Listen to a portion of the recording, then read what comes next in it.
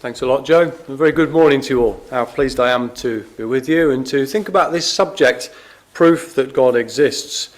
Now, I don't know what sort of thing you're expecting me to say. I think for a lot of people this would have been a PowerPoint presentation of a very scientific nature.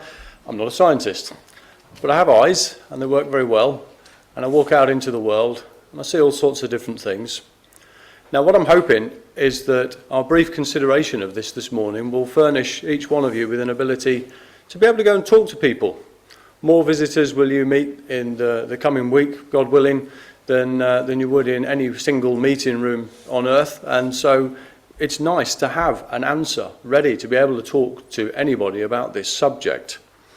And I say this because actually the modern world seems, particularly in the western part of it where we are, to be fairly oppressive against people that believe in a God, almost as if we are the minority. And very often, driving to the meeting this morning, that would feel like the balance, wouldn't it? We're the ones that are dressed differently. We're the few that are coming here to this thing. But if you look at the figures internationally, what you'll find is that people who believe in a God are not the minority at all. In fact, more than 31% of the planet's population subscribe to a form of Christianity. And without naming the others particularly, I could tell you that the remnant who are atheist or agnostic, either don't believe or have no knowledge of a God, is just 15% of the more than 8 billion people on planet Earth. Those who believe in a God are not in the minority. Now, I have enlisted the help of some assistants, and what the little gaggle of girls at the back are going to very quietly do, just for the next few minutes, is to roll some dice that I've given to them, and they're going to be aiming to try and get 6 sixes in a row. Keep count of how many in a row you get. Okay, girls? Nice and quietly, off you go. I'll come back to that in a minute. That's just to keep you curious. Now, modern life has given us the ability to look at a wide variety of things, brief mentions of some. We could look at ethnology. That would be the study of races. And you could look all over the world at the differences between people and yet the links also. And then you could look at what science has to say. And that's quite interesting because if you subscribe to Darwinism, very racist actually. And they would say that the Aryan race was the top of the tree, the blonde hair and the blue eyes, and that anybody of a darker variant of skin was less evolved. Can you believe that the world, with all that it says today, would actually listen to that? Go further into their science and they will tell you that they have traced genetic coding, and they can tell you that the very first couple came up out of Africa and walked to Turkey, modern Turkey. And when I was presented with this information by a fierce evolutionist, then I said, I could have told you that they would find a couple in Turkey, of course, because that's where the ark landed. And Mr. and Mrs. Noah walked off proudly, you know. Livid. We could look at DNA. DNA is quite fascinating. Again, the modern world has given us the ability, with man sort of in the middle, we can look out into the stars and see huge, huge things and distances.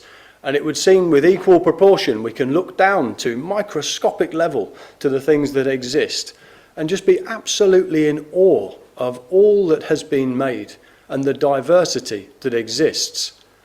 And in every single strand of DNA that you look at, there are millions of gigabytes of information at the microscopic level. This is actually something that man is trying to reproduce so he can sell you an even smaller memory stick, right? Millions of gigabytes, every strand of DNA. And of course, there are billions in every living organism on Earth. Well, it's not just human life, is it? It's everything else around us that we've driven past to get here this morning and the things that surround us now. We are on a planet with what is thought to be about 6,500 different forms of mammals, 11,000 different forms of reptiles, about 11,000 different kinds of birds. All of these are very subjective numbers, and up to 1 million different kinds of insects. And the scientists will look at it all and say, survival of the fittest, which of course leads to one thing surviving and nothing else still being there. The rest of it would all fade away. It can't survive. If only the fittest can survive, the very strongest, where is the logic in this? You want proof that God exists? Walk outside and look at every single thing that has life. And now we understand why Psalm 148 was a particularly nice reading to take about this. All forms of life declare that they were made. And within all of this, what we can see among every microcosm or larger within the world is something called irreducible complexity. We have the food chain, and if you take a link out of it, what you see is that every other link in the chain suffers. You take away a particular crop, there's almost always a species of animal that suffers or dies because of it. The world is perfectly balanced in everything that exists. And among this is something that we call symbiosis. I don't know if you've ever heard that phrase. This is the interdependence of one mechanism upon another. Now, it works at that large level where nature depends upon other parts of nature, but it also works on a smaller scale. So, for example, the human eye. The human eye is made of different components. And some of us are getting a bit older now. We've probably had some work done on our eyes, learned a little bit more about them. And what you'll realise is actually they're quite sensitive, aren't they? And if one part of it starts to function incorrectly or less, it doesn't work. It just doesn't work. I love giraffes. Absolutely love giraffes. Tallest one on record was George at Chester Zoo. 19 foot tall. Almost the height of this room was George. And in his neck, or first in his body, he has a heart that's about 2.5 foot long. Huge, great heart, because it's got to push blood all the way up that neck to his head, every single bit of it.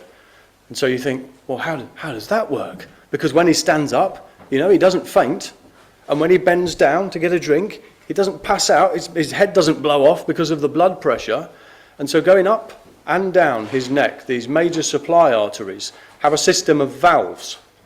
And when it needs blood to go up, then the ones on the return close, every one of them, so that the blood can make it up there.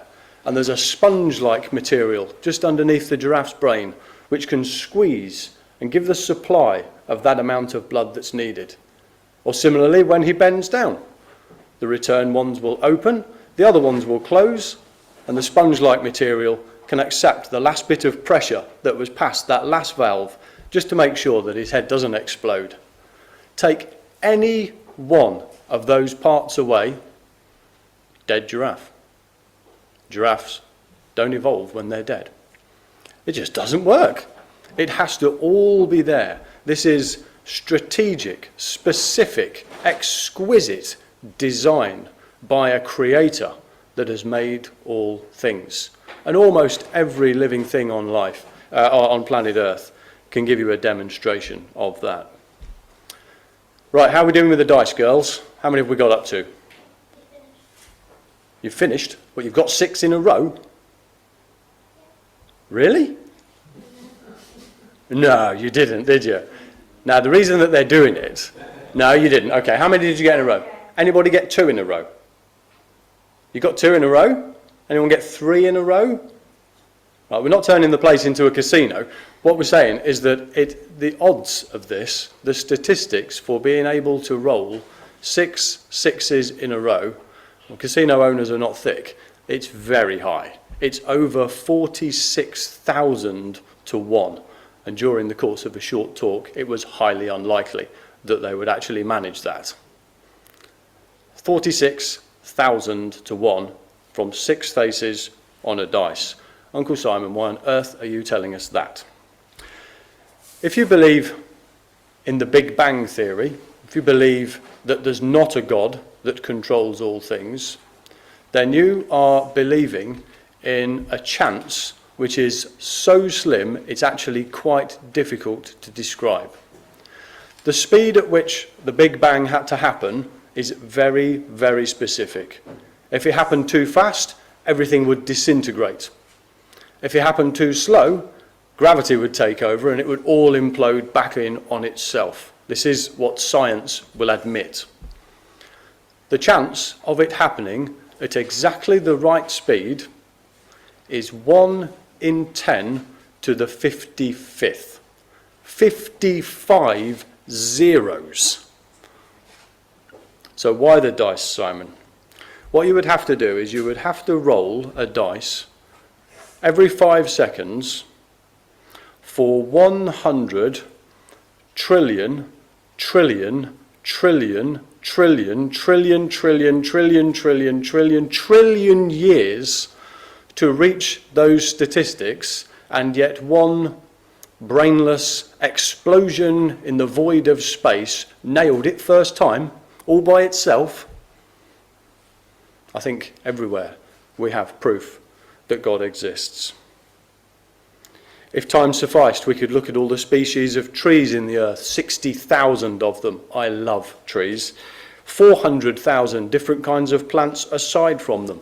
We could examine the geological column, and every time you walk down the coast and you see the way that the slate is laid down, sedimentary, that only works by instant tragedy, by the way that it was laid down after the flood, that our God has controlled and described. It doesn't work by any other function.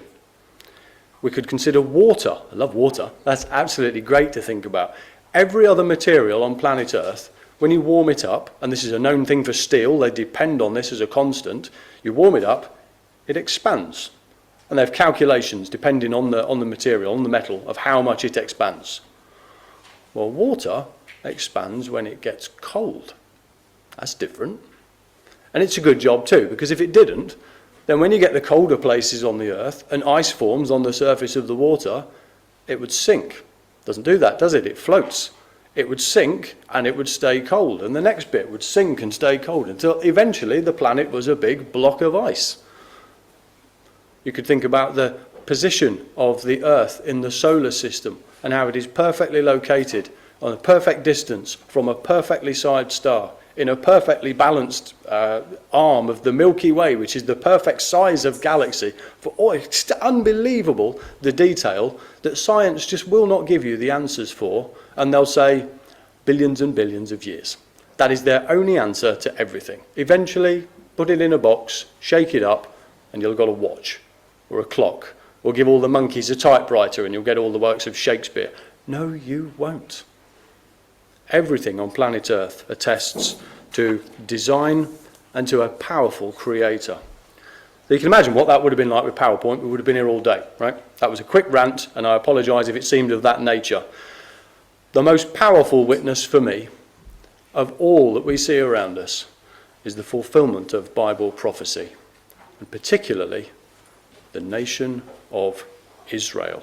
Turn in your Bibles, if you would, please, to Isaiah chapter 43. About time he got to his Bible, we're thinking. History is littered with attempts to get rid of the Jewish people. People would even write about the marvel of how on earth it is that they've existed. Famously, Mark Twain. What is the secret of the Jews' success? How does he survive? 150 years ago, if you told people there would once again be a Jewish state in the earth, there's no way they'd believe you. 100 years ago was straining it, and yet here we are today. Not only does Israel still exist, they are still God's chosen people. They are back in their land, specifically, as he said, in a very specific situation among the nations, as he has described. Isaiah chapter 43, verse 5. Well, verse 1 for connection. Thus saith the Lord that created thee, O Jacob, and formed thee. Verse 5. Fear not, for I am with thee. I will bring thy seed from the east, gather thee from the west. I'll say to the north, give up, and to the south, keep not back. Bring my sons from far, and my daughters from the ends of the earth, even every one that is called by my name. For I have created him for my glory. I have formed him, yea, I have made him. Bring forth the blind people that have eyes, and the deaf that have ears.